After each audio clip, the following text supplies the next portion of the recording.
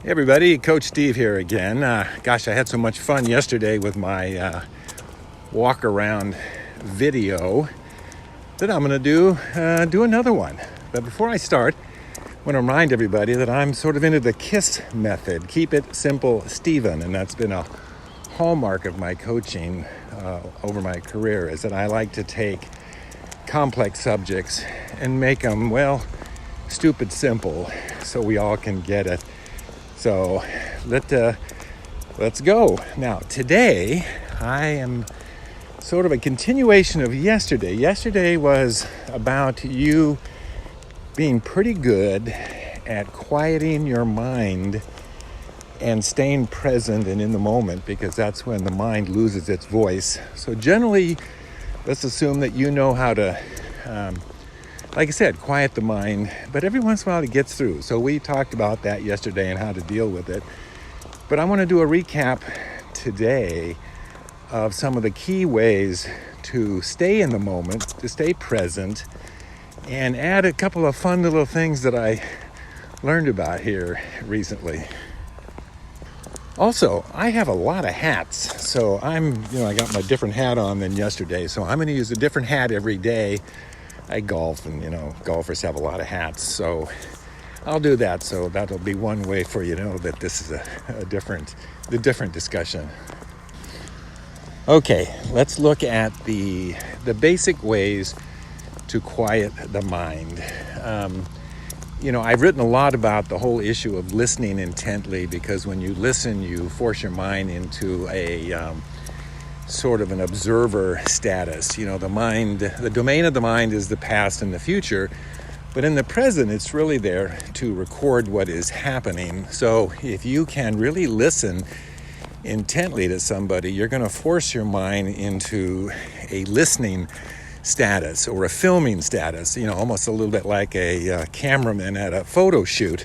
They don't talk, they just film.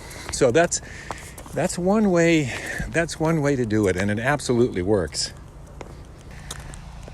Another way to quiet the mind is just to tell it to shut up or shut the F up, however you want to say it. And again, you have to sort of envision yourself as separate from your mind, because you are not your mind, and that's an important issue. And you want to disidentify with its negative historical contents.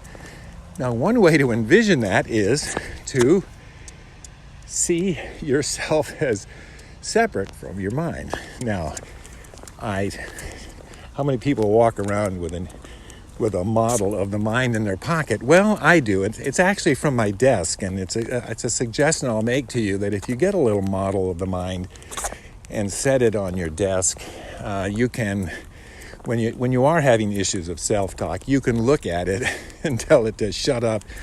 And you can absolutely get the sense that you're separate from your mind. And remember, this little thing is about 3 pounds, man. Don't let that little son of a gun push you around. I like that imagery of me being big and it being small, and again, from being separate. I've actually seen some people get a very small one and put it on their keychain. So just about anywhere they are, they can pull out a keychain and look at a tiny little model of their mind, and again, exert control over it. That's the issue. The mind is an amazing tool. It's just that it needs to be managed. You need to use it when you need it and shut it up when you don't. So that's a suggestion. Get a model and put it out where you can see it. Here's another way to quiet the mind, which I think is interesting. It has all to do with breathing. I've noticed that whenever I do deep breathing, 5 seconds in, 5 seconds out,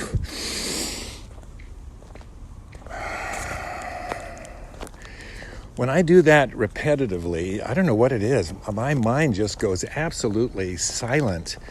So you might try that. It's a little bit of like just listening, because when you breathe in that deeply, it makes a sound, and you're focused on that sound. So it ends up being really easy for you to clear your mind and enjoy that peaceful state.